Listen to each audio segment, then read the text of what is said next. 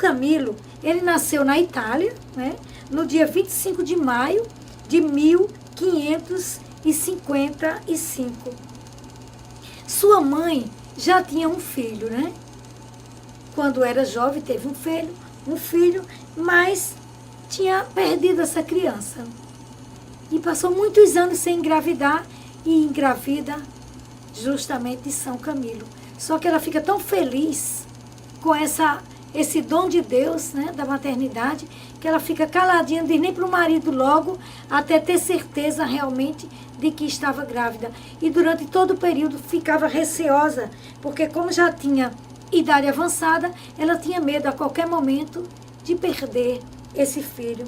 Mas conta a história que no dia 25 de maio, durante a festa de Pentecostes, nesse dia fazia muito frio nas montanhas, onde ela morava, e tinha muita neve. Então ela foi à missa das 10 da manhã, porque o tempo já estava mais quentinho, porque se ela sentisse dores, já estava nas vésperas, né, de ter o bebê, se ela sentisse dores, ficava mais fácil dele nascer, não na neve, mas num lugar mais quentinho. E assim foi. E já estava na igreja, diz a história, quando o sacerdote iniciou a Santa Missa, ela começou a sentir as dores. E tinha duas amigas dela, próximas a ela, e perceberam.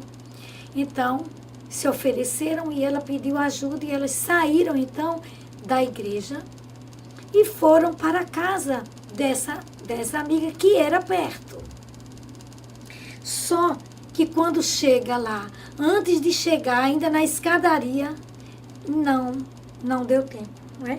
Ela já sentia muita dor e não conseguia mais subir. Então, tinha do lado da casa um estábulo. E lá tinha um belo cavalo, feno e palha. E foi lá que ela deu à luz. E diz a história que na hora em que São Camilo, não é? Camilo nascia, era a hora que o padre, então, fazia, não é? Era um momento sublime da elevação. Não é? Já Jesus ali, consagrado, transubstanciado. E nessas alturas o menino nasceu e o pai ficou muito feliz, veio e colocou então o nome de Camilo. Foi o pai quem colocou. João de Leles era um homem muito bom e era apaixonado pela arte da guerra. Ele lidava muito bem, ele era militar e ele lidava muito bem com armas. E com isso, a paixão também passou para Camilo, o filho, que também foi crescendo, vendo essas coisas, vendo as armas e foi também se apaixonando. E conta aqui que um belo dia a mãe faleceu. E como o Camilo ainda precisava de cuidados, o pai levava ele para o trabalho, sempre. E ele, então, foi se acostumando a lidar também com as armas de guerra. E um dia, eles estavam na cidade de Ancona, onde o pai ia se alistar, né, para um trabalho, uma luta em Lepanto contra os turcos. E, de repente, o pai morre. E Camilo fica, então, órfão. Volta Camilo para casa e vai cuidar, então, dos bens, da herança deixada pelo pai. Só que a essas alturas, ele gostava de armas, tinha amigos e gostava de jogo, de dados, de baralho. E com isso, ele foi jogando e apostando e perdeu tudo e ficou na miséria.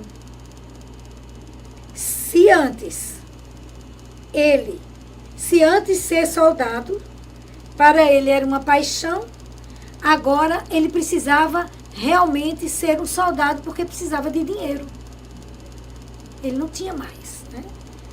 Só que ele foi para Roma e ele tinha uma ferida, apareceu na perna dele uma ferida que não tinha cura. Então ele soube, ela abria, fechava, e ele soube que lá em Roma havia um hospital chamado Santiago dos Incuráveis, e ele ficou lá durante um ano inteiro para ver se curava, né?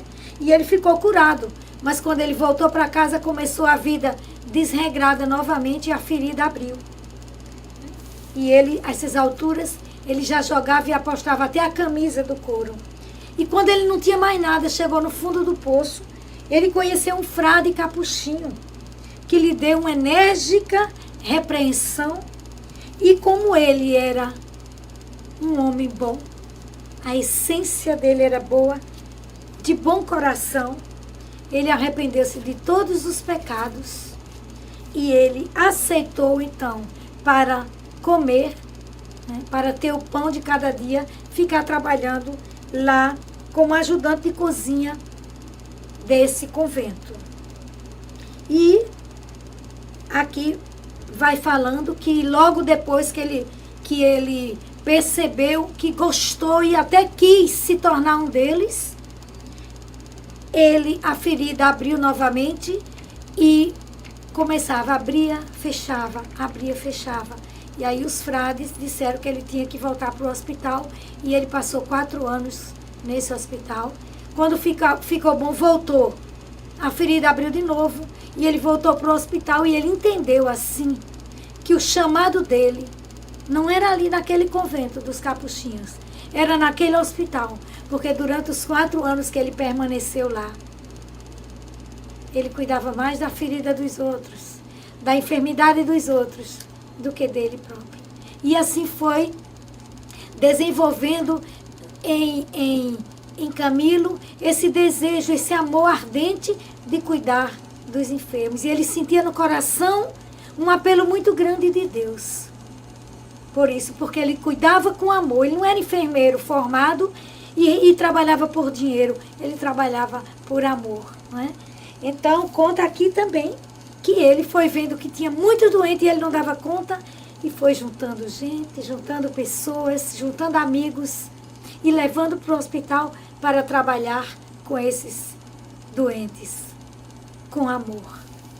E um dia, rezando diante do sacrário, ele escuta a voz de Deus dizendo: esta obra não é tua, Camilo, é minha. E ele foi tendo certeza disso, e assim nasceu a congregação dos ministros dos enfermos. São os camilianos. E os enfermos, ele foi percebendo que precisava também de assistência não só física, mas espiritual. E ele estudou teologia e tornou-se, então, um sacerdote. E falava com amor. E a frase que ele se pegou do Evangelho, que conduzia a vida dele, né? Está aqui. Todas as vezes que fizerdes isto a um só dos meus irmãos mais pequeninos, foi a mim mesmo que o fizestes. Mateus 25, 40. E ele então fazia por amor e tratava de cada doente como se fosse o próprio Jesus. Em 1746, ele foi proclamado santo, e o dia de sua morte é 14 de julho. Ele é um patrono dos hospitais, juntamente com São João de Deus. Não é linda a história? Maravilhosa.